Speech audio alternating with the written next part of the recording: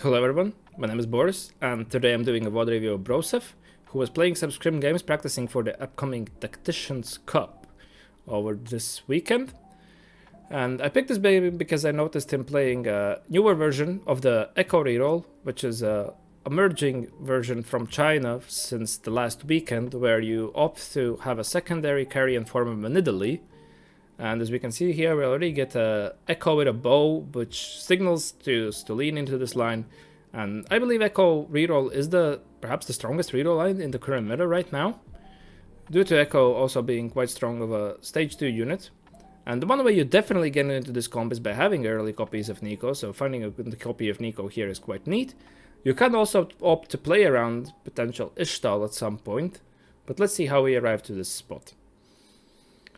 For our upcoming augments, alright, we're just gonna insta-click too much value. I know he values this augment very high, and this is a way how you can also play into a bard here, because due to the recent bard nerfs, you do not really want to go for bard from having to waste your econ. However, if you have some form of free rerolls, and since this comp can naturally fit in 2 costs on level 6, you just farm 4 gold a turn, which is very, very strong. Gonna start mapping out the comp here. And yeah, we can see that we're going to be going for Bard. We also opted to slam our Rageblade on a Rek'Sai. Generally, you would wish to prio a Titans before a Rageblade, because since the Rageblade can be replaced with something like a Giant Slayer, which seems by some advice to be a little bit stronger in the later stages of the game. However, we want to tempo, especially in the current meta where there's going to be a lot of pressure applied, and we do have a decent strength board, and Rek'Sai is a great early game unit, and we have an offensive Void Mutation, we're going to opt to go for it. Also selling here our Blitzcrank just to make 10. We know that the Blitzcrank is going to come back, and it's not an essential part of our board right now. Here we go with the Bard rolls, manage to pick up a Vi. Chopair, and here comes our Bard. Just gonna slot the Ekko out, as is not doing that much on our current board right at the moment. Scouting around, positioning in the hopes that we could get our Rek'Sai on one of the backline carries. We are able to get exactly on the Kog'Maw, which is going to reduce the incoming damage, and that seems to be exactly enough to be able to secure a nice little 3-win streak right now. We're just still scouting around to see the potential of how strong other players might be and what components they might take and what lines they have picked. You do not really want to be contested on a 2-cost reroll or any form of reroll ever. I'm gonna level here, and nice to note that he does use one of the free rerolls, since we were sitting on Chopair and the Nico pair and the Rek'Sai pair. Finding an upgrade here is going to give us an opportunity to play for a potential 5 streak. We do queue into what looks to be, it's an early learning, so playing into a Sona reroll. Haven't spiked yet, which is great for us. Now we're able to get on a 4 streak. Gonna use this Caitlyn to check our Piltover mod, opt for a Blast Shields, which I believe is also the strongest Piltover mod you can get on this comp. Since you're carrying a melee unit, you generally wish to have a little bit more of a survivability on them. Now, unfortunately, it seems that our Rek'Sai decided to troll. Ran straight into the damage from Sona and Zhao, which is gonna ruin our 5 streak. Trials of Twilight Zhao with an IE slammed. Quite unfortunate. And now we're just going to be transitioning back to the Ekko. Our streak has been dropped. We're also able to pick up an Ekko pair. And we are still naturally, as you can see, now running the 4 2 costs, giving us those extra rerolls, so we can choose to drop a Bard if we wish to. Definitely not holding on our pair.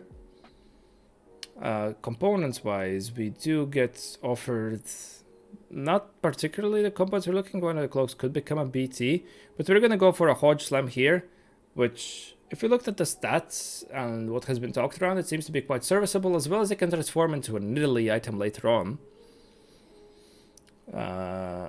Plus, it just simply gives us a slam to play for right now.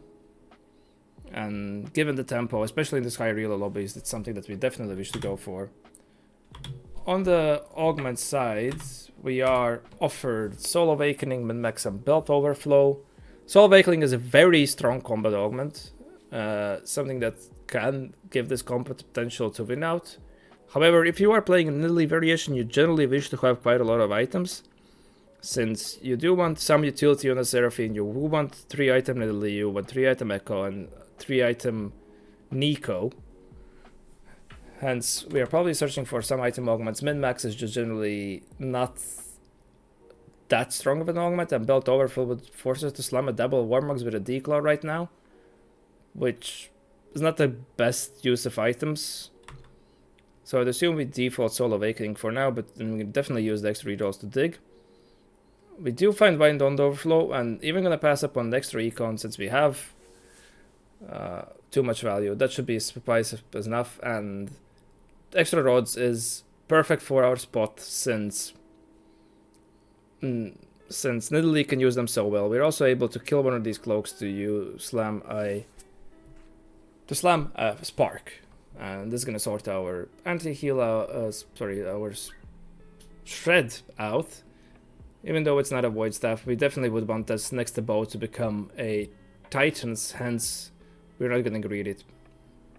We're just going to look as strong as possible, as this is the way the reroll comps are gonna succeed.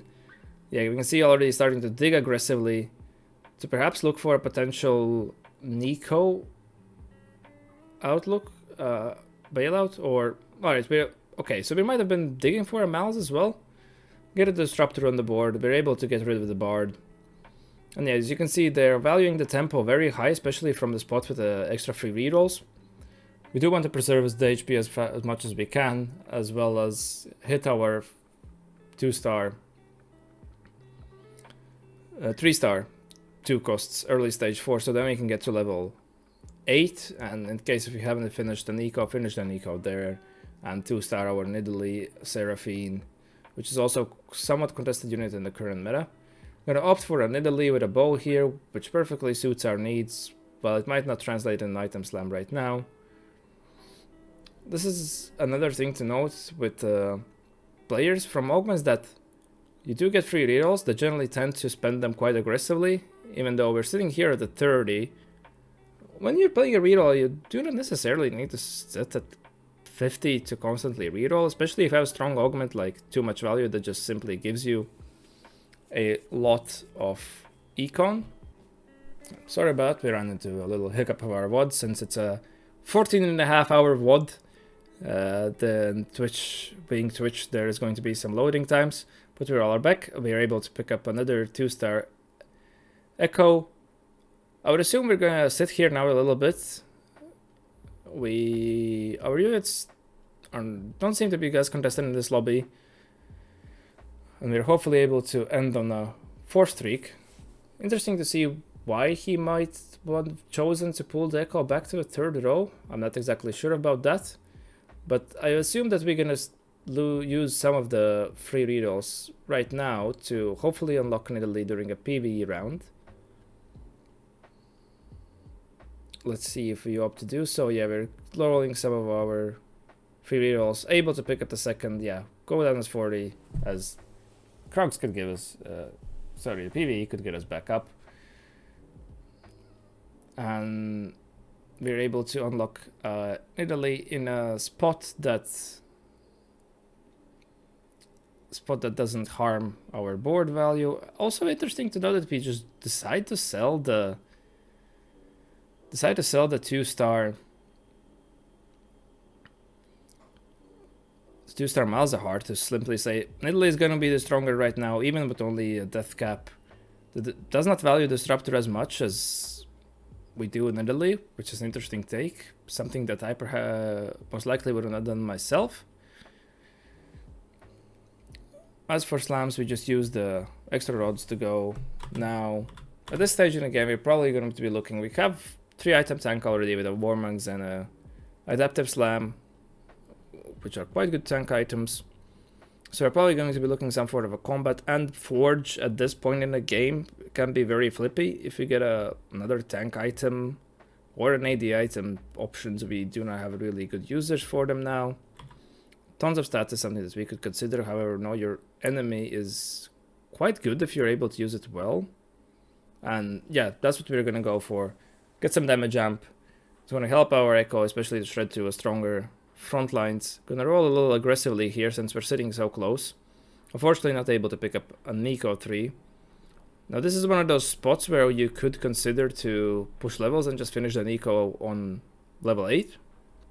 As that's certainly a doable thing. We also just have decided to slam a JG on the Ekko. Not the most typical of itemizations, however we could just slowly transition those items to a Nidalee. This is going to be a very strong Nidalee. I'm going to keep using our free rerolls, but not dig too deeper. As the Nico 3 is going to be a considerable spike since that allows our Nidalee to remain untargetable for far longer. And still, essentially in that way, do more damage than we would normally get from just a 3-star tank. Nicely positioned on the weaker side against the Belveth board.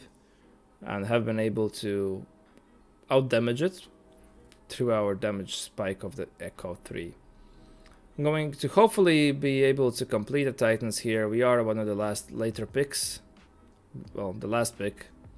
Unfortunately, Titans get taken, hence we're just going to opt for a bow. Are able to natural the Nidalee 3. And yeah, this is another thing to note of this comp. We do not generally chase a Y3. It's simply too expensive. Gonna opt for a red buff here to keep our tempo high, and we do need some form of anti-heal, which can then later on go into a Seraphine once we get there. Another interesting part about the positioning is that Ekko seems to be the new Tryndamere in the sense that it finds its ways to wrap on your backlines quite often. Its damage is quite bursty, and it can burst your generic tanks quite fast, especially if they are not equipped with the best of the items. And then it just makes the way on your backline and is able to destroy it. I feel like that's one of the ways why this comp has had so much successes in the way of cheesing rounds in this sort of fashion. Another thing to note is that okay, we are positioning on the same side, but I've seen ways in the positioning the Nidalee on the offside. Let's gonna see how the game plays out and if we ever choose to not do so. Have slotted here on the level in Dolores for the Piltover buff. We do have a Titans to make here right now, which is Ekko's best item. I'm gonna do so, and yeah, at this point in the game, he opts to simply reforge the Rage Blade, and I'm gonna go for a crit build on the Ekko. This should give us even more burst, and Jeweled Lotus has been shown to be quite strong in this comp, so I'm interested in seeing how he approaches it. Pick up a Swain here and the Nidalee 2. I'm gonna still be probably digging for that Seraphine.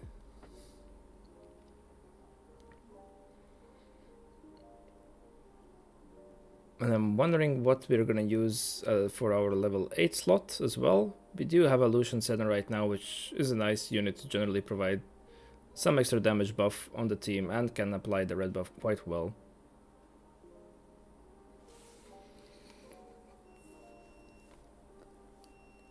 Alright, so we can play for a Taric, definitely, yeah. That's what seems we have mapped it out, however we opt to not do so.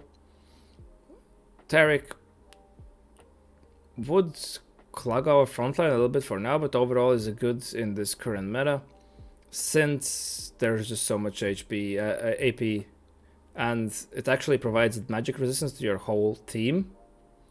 And in that way, when the Ziggs bombs come in, the Rises start shooting at you, you actually have a little bit more survivability on your carries. But we have opted to sell it, and we're keeping a Nidalee on the bench. This is a thing that you can do, since you're quite likely to be the only person playing a Nidalee. Sometimes you can just cheese these 3-star 4 costs out your bag. And we did pick up a zone emblem right here. I'm gonna slot that on to Nidalee. Should give it some of the zone buffs and allows us to play into 5 zone. Looks like we were a little bit later in the positioning right there. But yeah, this is the way you can see the Loris or the opposite team just walked up while our Ekko made it to the backline and was able to kill it while with their tank being the last one alive.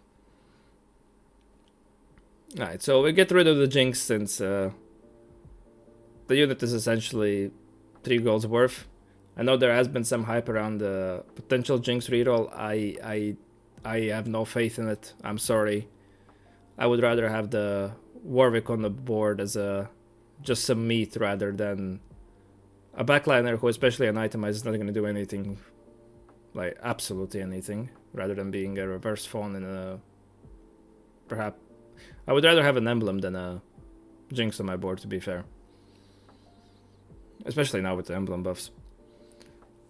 Still keep digging quite strongly to use our free rerolls. We are still... Now we have transitioned only to getting 1 free reroll, I believe. Opt not to go for a Mundo, which is also an interesting way. Like, I guess Warwick should be a stronger unit than Mundo, and that we're able to perhaps a 2-star it to just have some sort of a beefy guy. Have transitioned the red buff onto a Singed, which is going to be nicely applying it. Constantly fighting this Trazo Twilight player, which is a little scary for us in a form that it can definitely take out our tanks, and it seems to have managed to obtain enough stacks to revive and be able to take out our Ekko. Gonna send it fully pretty much to 0, are able to find a Swain to transition the red buff to the Seraphine. Now, in a Freljord matchup, we are on the weaker side. Let's note. Alright, so this time the Ekko does manage to get on the Brom. However, through the JG and Hodge build, we do have enough burst to get through its chunky shield, and in just a couple of fights like that, we managed to secure top 2 playing against another reroll player, which seems to just have been the bane in our existence right now through the constant fights we've had. Just move the adaptive helm on the Seraphine to complete a 3-item carry, which is going to be better than the random Warmogs sitting on the Singed. Now, again, we've been on the different sides. However, now that we obtained a little bit more of an upgrades, we do seem to be strong enough to be able to deal with him. Going for a blue buff here, and unfortunately we're out of removers. We would have loved to have this blue buff rather on the Seraphine and move the adaptive helm on the Swain. However, this shall suffice. I'm interested if we definitely want to be not in front of the Garen. I would assume so. Unfortunately, we are in the Garen, and we have opted to tuck in the Ekko in the middle. Zaheen has been able to get through our tank, however, it is just too slow. And the other remaining threats have remained alive, and we are able to close the game out. Very interesting to see how through strong early game we have been able to convert to a very strong spot, opting to roll very heavily on level 8 to 2-star owl 4 costs, and going for a more pure damage oriented build, especially with a combat augment in form of a know your enemy. This is a nice way to see how the top player has managed to pile this comp. And I would like to thank you for watching, and I hope that you learned something new just as I did, and I hope to see you in the next one. Peace.